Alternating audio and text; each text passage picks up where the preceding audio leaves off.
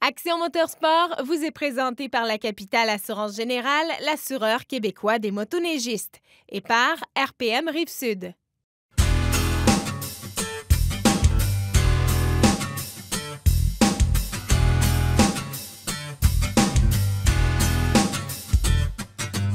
Salut à tous, bienvenue à Action Motorsport. On est encore aux États-Unis dans le fameux parc de Yellowstone. Vraiment un endroit qui est littéralement sublime. La météo aujourd'hui est un petit peu particulière. On a reçu un petit 2 pouces de neige. C'est froid aussi, un petit peu humide comme on dit. Il va falloir être extrêmement prudent dans les sentiers parce qu'il y a une fameuse croûte qu'on a vue en dessous dans les journées précédentes. Et là, oups, et voilà un petit 2 pouces de neige. Ça va cacher quelques traces. Ça va nous rajouter un peu de challenge. Donc pour conduire, pour avoir une conduite sportive, il va falloir être prudent. Aujourd'hui, on va avoir la chance de voir différentes machines, que ce soit des machines, encore une fois, de poudreuse ou de sentier. D'ailleurs, les gens qui pratiquent les sports extrêmes ici de poudreuse à Yellowstone doivent partir avec un émetteur dans leur sac à dos. Cet émetteur-là va aider les équipes à les retrouver si jamais il arrive soit un accident ou encore une avalanche et que le pilote est enseveli. Il faut dire aussi les gens qui pratiquent un hors-piste vraiment experts, comme on dit, vont être équipés en vêtements beaucoup plus légers, ce qui va leur faciliter aussi les mouvements et les acrobaties, bien entendu. Quant à nous, on va essayer d'être un petit peu plus tranquille. On est ici vraiment pour vous présenter une panoplie de machines et c'est ce qu'on va faire, donc restez à l'écoute.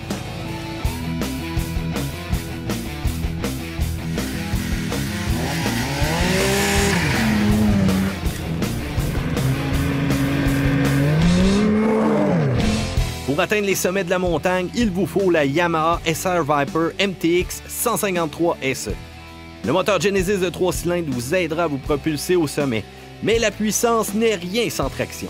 La chenille de marque PowerClaw 15 pouces par 153 et 2,6 pouces de crampons vont procurer une aisance à flotter sur la neige et grimper le flanc de cette montagne.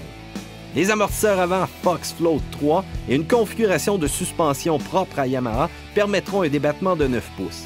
Il est possible aussi d'ajuster la largeur des patins d'1 pouce. Ça peut paraître minime, mais en hors-sentier, ça fait une grande différence sur la conduite. Si vous devez cependant grimper dans la face d'un singe, optez pour la version 162 pouces.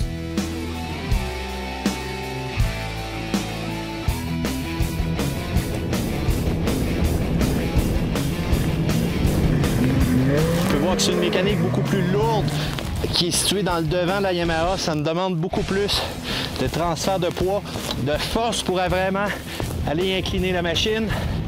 J'en ai le souffle coupé, mais ça c'est à cause de l'altitude. À 6700 pieds, on n'est pas habitué à ça nous autres.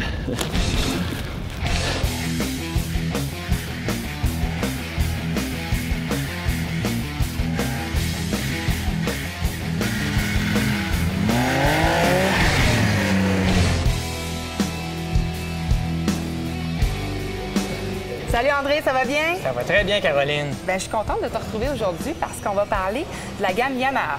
Premièrement, est-ce que tu peux nous en parler en général, au niveau motoneige, évidemment? Ben oui, écoute, Yamaha, ça fait longtemps qu'on distribue le produit. J'ai jamais caché mon allégeance pour les Yamaha.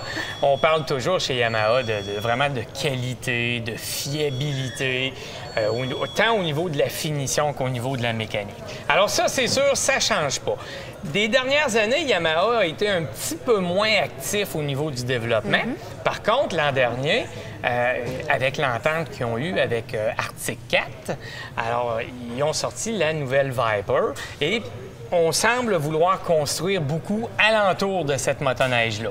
OK. Cette année, en 2015, on a la disparition de la FX Nitro, qui n'est plus au sein de la gamme de Yamaha, mais d'autres versions qui se sont ajoutées au niveau de la Viper. OK. Donc, la Viper, bien, on l'a dans différentes versions, soit la RTX. La RTX, ce qui la différencie, c'est qu'on a une chenille de 129 pouces. OK. Quand on va dans la version LTX, c'est pour un peu plus longue de chenille. Alors, on tombe simplement à 137 pouces. Qu'est-ce que ça change, la longueur de la chenille, là, en gros? Bien, c'est important, la longueur de la chenille, parce que, tu vois, plus la chenille est longue, plus la motoneige va flotter sur la neige. OK. Donc, quand je te dis que c'est juste 129 pouces, bien, on comprend que c'est une motoneige qui va être faite plus pour aller dans les sentiers. Parfait. Quand on va tomber dans des catégories de chenilles plus longues, bien là, on va pouvoir se permettre de sortir du sentier puis de flotter un petit peu plus dans la neige parce qu'évidemment, c'est pas entretenu comme dans les sentiers. Tout à fait. Alors, la LTX, c'est celle qui est encore pour le sentier, mais avec une chenille un peu plus longue. Ça donne plus de traction aussi, hein? Donc, au niveau de la performance, ça traque un petit peu plus, mais quand c'est plus long, bien, on perd aussi un petit peu de maniabilité. Dans les courbes, bien, c'est plus long, donc c'est un petit peu plus dur. Donc, tu sais, c'est vraiment un style de pilotage. Il y en a certains vont dire « Ah, moi, hey, Caroline, moi, c'est une 129, je veux rien savoir. » Alors qu'un autre va dire « Moi, c'est la 137, je veux rien d'autre que ça. Okay? » C'est vraiment un goût personnel, bien qu'il y ait des utilisations un petit peu différentes. Quand on arrive dans un petit peu plus long, là, on tombe avec la STX, qui est celle-ci. Okay? La STX et la XTX ont la même longueur de chenille. On est rendu à 141 pouces de chenille. Là, on peut se permettre de sortir des sentiers, mais on peut aussi faire du sentier. OK. On s'adapte selon. On s'adapte, tu sais, c'est vraiment la motoneige plus hybride. Puis, tu sais, ta question était bonne. Qu'est-ce que ça change au niveau de la longueur? Mais il n'y a pas juste la longueur. Ce que j'ai omis de te dire, c'est qu'il y a aussi l'épaisseur des crampons sur la chenille. Donc, quand on est en sentier, mes premiers modèles qui étaient pour le sentier, on avait des crampons de 1,25 pouces. Quand on est rendu dans la STX ou la XTX, bien là, on peut avoir des crampons de 1,35 pouces ou de 1,6 pouces. Donc, c'est comme avec tes ongles. Si tes ongles plus longs, tu risques de me graffiner un petit peu plus. Bien, c'est la même chose pour les motoneiges. OK. Et finalement, la nouveauté cette année, c'est la nouvelle version Mountain, donc un MTX qui vient avec une chenille de 153 pouces et des crampons qu'on appelle plus des palettes que des crampons de 2,6 pouces. Bon, là, c'est vraiment pour la montagne, parce que si on s'en va en sentier avec ça, on va avoir beaucoup moins de plaisir. Oui, ça tient pas, là. Tu sais, ça manque, ça a trop de grippe, ça cherche la neige molle. Puis dans les sentiers, souvent, c'est tapé assez dur. Alors, ça n'a vraiment pas une bonne traction. C'est à éviter. Parfait. Donc, qu'est-ce qui distingue Yamaha de toutes les autres gammes de motoneige que vous avez?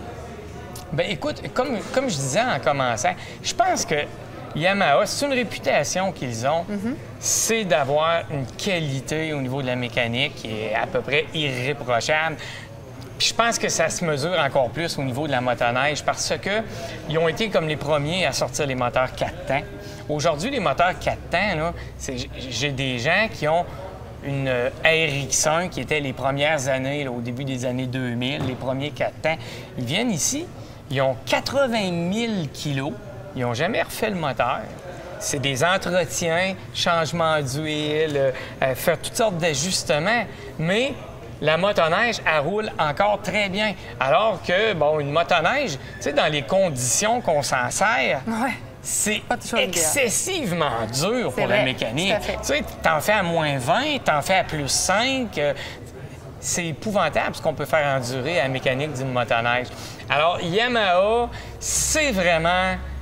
Pour la fiabilité. Oui, effectivement. Puis, tu sais, nos clients de Yamaha s'attendent toujours de payer un petit peu plus cher, mais d'en avoir plus pour leur argent. Puis, ils n'aiment pas ça, venir chez le concessionnaire pour les réparations. Ils ne sont pas habitués à ça.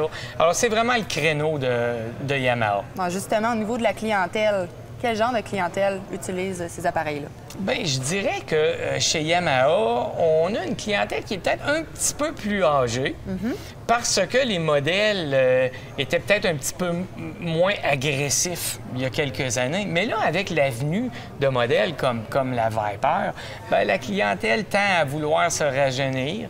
Alors, on commence à étendre un petit peu plus là, notre clientèle chez Yamaha. André, comme toute bonne marque de motoneige, évidemment, vous offrez pas seulement un modèle pour la Yamaha. On vient s'adapter, que ce soit pour le touring, la montagne, les travaux. Peux-tu nous parler des différents modèles que vous avez ici? Bien sûr, toute la gamme est très complète encore chez Yamaha. On a insisté un peu sur la Viper parce que, comme je disais, on semble vouloir développer alentour de ça. Mais toutes les autres autres modèles sont toujours disponibles. Notre Apex de performance qui est pour les sentiers, le modèle Vector existe toujours dans différentes longueurs de chenilles. On a le Venture qui est tout le temps à sa place, qui est la Touring. Notre machine de travail qui est le Viking professionnel. Alors, tous les modèles sont encore en place. Toute la gamme est devenue en 4 temps. Alors, chez Yamaha, on ne retrouve plus aucun modèle 2 temps. Avec un petit astérix, te dire qu'il y a une 120 cc pour les jeunes qui, elle, est un 2 temps. Mais ça compte pas vraiment dans la gang, là. Donc, c'est la gamme 4 temps la plus complète qu'il y a sur le marché. Parfait. Merci beaucoup, André. Bienvenue.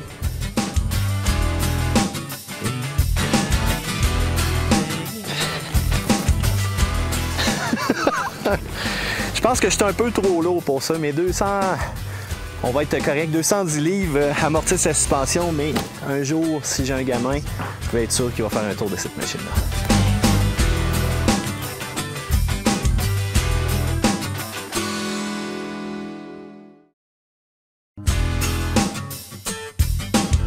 L'essai de la semaine vous est présenté par RPM Rive-Sud.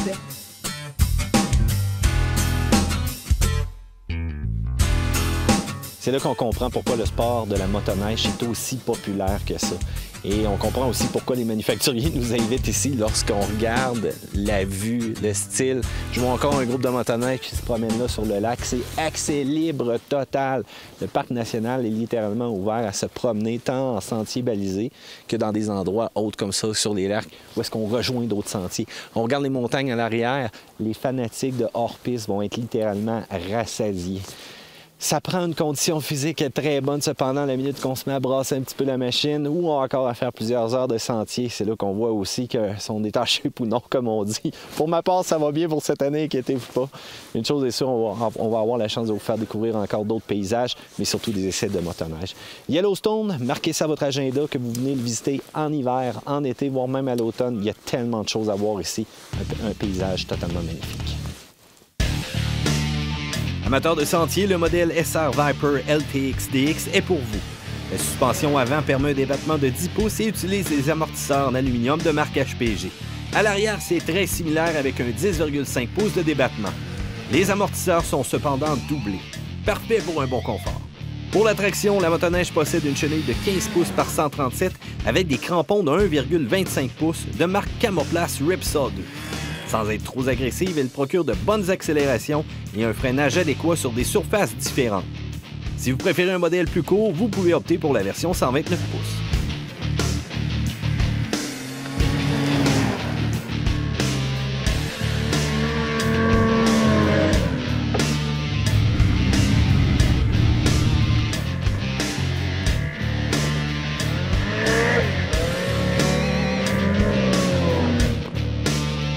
Yamaha attaque en force cette année avec ses nouvelles SR Viper. Un design complètement nouveau, juste le tableau de bord, vraiment 2 carrés d'écran digital. Une conduite qui est assez particulière, mais ce qui retient beaucoup l'attention, c'est surtout la sonorité de ce moteur-là. Un son lourd, grave, qui parfois dans les longues randonnées peut taper un peu à l'oreille, effectivement. C'est vraiment particulier. Cependant, une bonne réponse, un bon couple, de bonnes accélérations, numéro 1 de ce côté-là. Lorsqu'on roule avec ce modèle-ci, surtout celui-là, j'ai tendance à avoir de la neige envolée au-dessus de moi. Donc, ça ne m'a pas fait ça avec d'autres modèles, les compétiteurs. Un peu particulier. C'est peut-être la condition de neige aussi dans laquelle je me promène présentement. Donc, j'ai tendance à recevoir des petits motons. Je ne sais pas si c'est un peu la conception de la chenille ou encore juste le fait qu'on a recoupé vraiment le marchepied totalement vers l'arrière. Peut-être avoir une bavette peut-être un peu plus intense. C'est un modèle prototype qu'on est en train de rouler présentement. Les modèles de production vont être munis d'un commutateur pour chauffer le siège du conducteur. Donc, c'est vraiment très bien. Surtout, des fois, ça a tendance à venir un petit peu humide avec le temps. Déjà là, je sens un petit peu ma soute qui a eu chaud pour aujourd'hui. Donc, ça aurait été idéal d'avoir un petit banc chauffant aussi lors des températures extrêmes. Ça l'aide à garder le tout au chaud.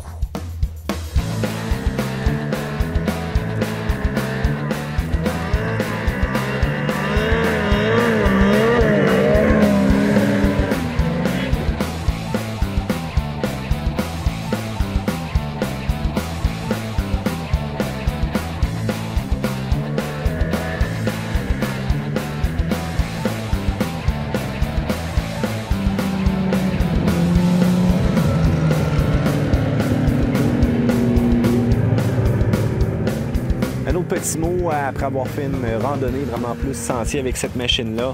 Je peux vous dire que ça a une très bonne tenue de route. La suspension aussi absorbe très bien les chaos. Et on a un très bon confort aussi sur le banc. Donc, malgré la sonorité du moteur qui peut être gossant à la longue, ça va être une machine qui est extrêmement stable dans le sentier.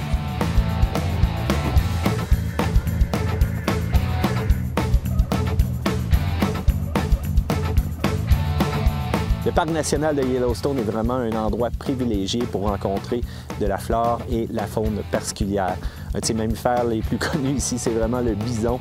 On peut en déguster littéralement dans les commerces aux alentours, donc sur la rue principale. Vraiment très, très bon. Le fameux pain de viande aussi au bison est assez particulier. Un très gros mammifère qui, lorsqu'il va arriver des températures comme ça hivernales, va réussir avec sa tête à déplacer la neige vraiment pour aller chercher les minces bouts d'herbe qui se cachent en dessous de la neige. Les températures, ce matin, c'était très, très froid. Donc, on parlait de moins 27, moins 28 dans ces environs-là. Puis voilà, là, je me promène sans mes gants. C'est vraiment un climat particulier, la montagne. L'air du Pacifique qui s'en vient ici, donc qui rentre dans la tranchée des montagnes et qui donne vraiment un effet particulier. Et on ne parle pas, bien entendu, des fameux geysers. Donc, c'est chaud tout le temps dans cet endroit-là. Vous allez rencontrer plein d'animaux qui s'y tiennent tout simplement pour se baigner, mais une eau qui est extrêmement nocive.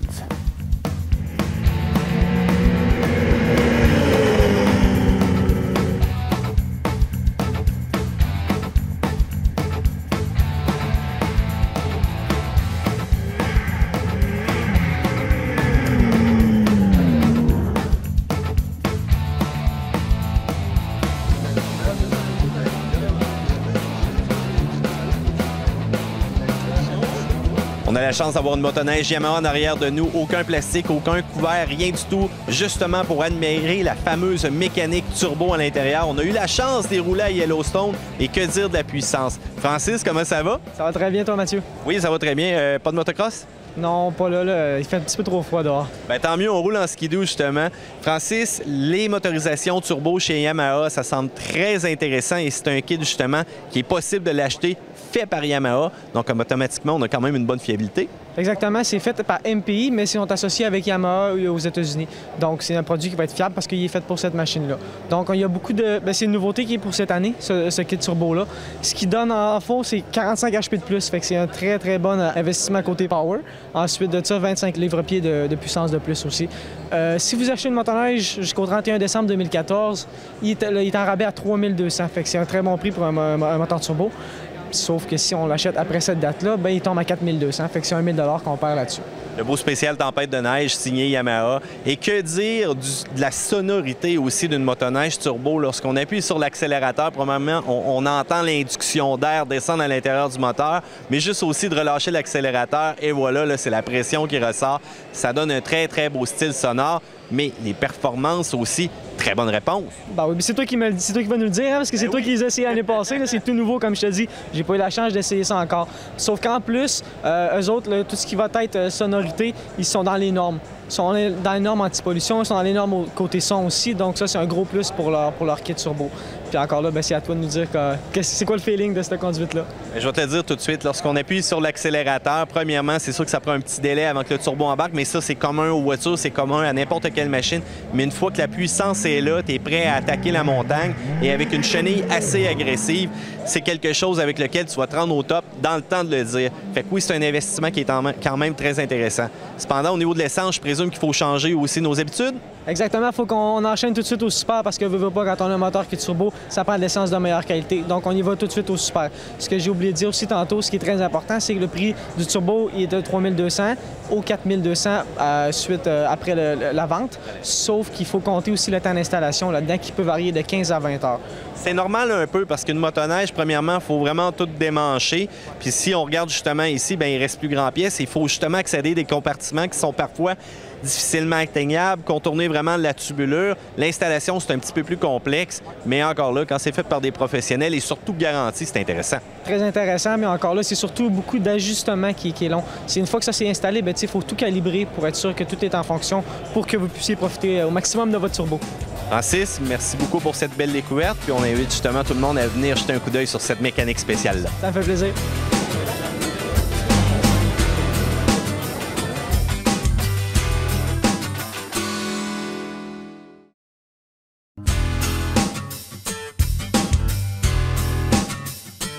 suis présentement avec un passionné d'histoire de la motoneige antique. Pierre-Luc, comment ça va? Ça va bien, toi? Ça va très bien, merci. Pierre-Luc, c'est quoi le RCMAQ, premièrement? C'est un regroupement d'environ 500 membres au travers du Québec qui regroupe des passionnés de motoneige ancienne, collectionneurs, restaurateurs.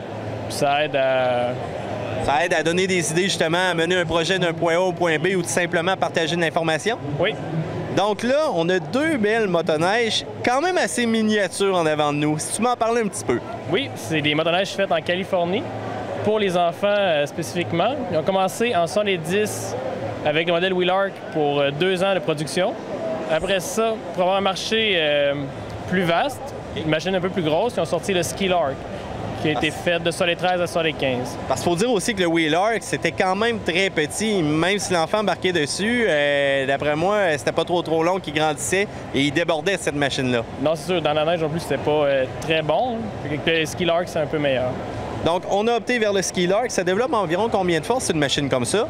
Environ 6 forces. C'est pas beaucoup. Non, mais assez pour faire avancer un enfant pas trop grand. Il faut s'entendre. Et là, ces deux machines-là, c'est-tu à toi? Non, ben c'est à notre président du RCMAQ. Puis ils ont acheté, rebâti au complet. Puis là, ils sont dans des états impeccables là, ce soir.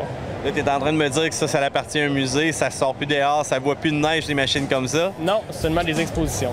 Bon, ben c'est parfait. Pierre-Luc, merci beaucoup. Une belle découverte. Puis je présume qu'il y a un site web aussi ou encore un groupe Facebook ou un forum pour la RCMAQ? Oui, c'est le www.rcmaq.com. Bon, ben, c'est assez facile comme ça. Merci beaucoup, Pierre-Luc. Ben, merci.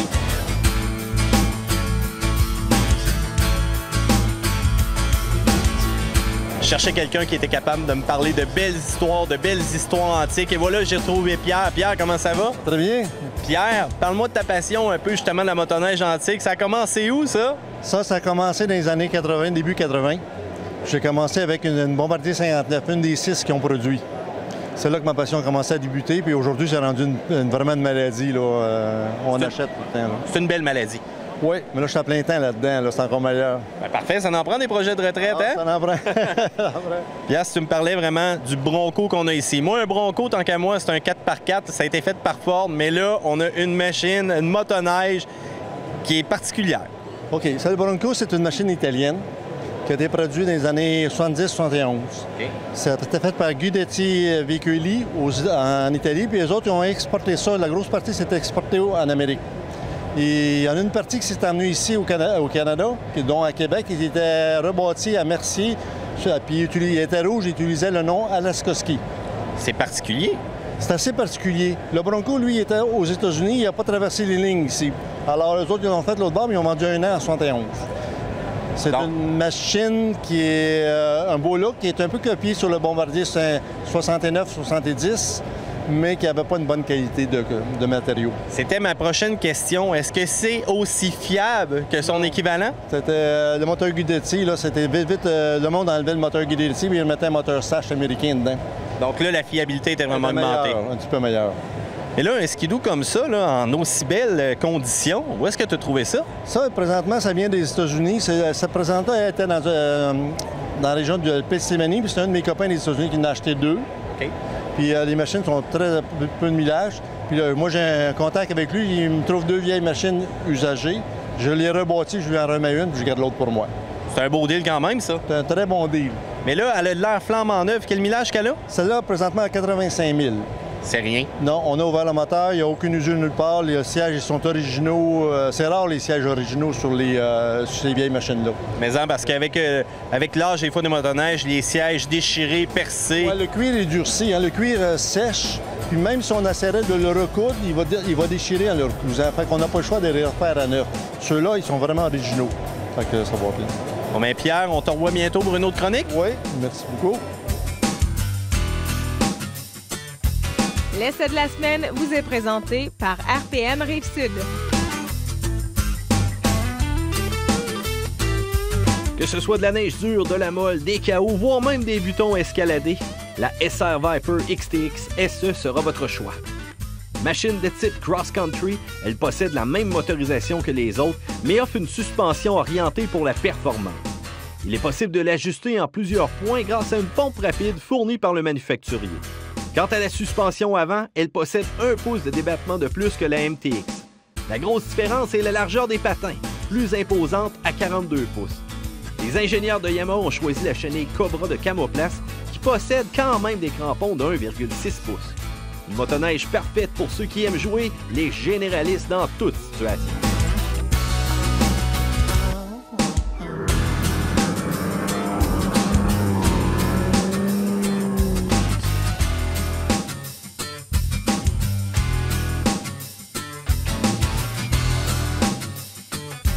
J'adore vraiment les paysages aussi paradisiaques, la nature, quoi de mieux que le parc national de Yellowstone pour me démontrer des beaux endroits comme ça.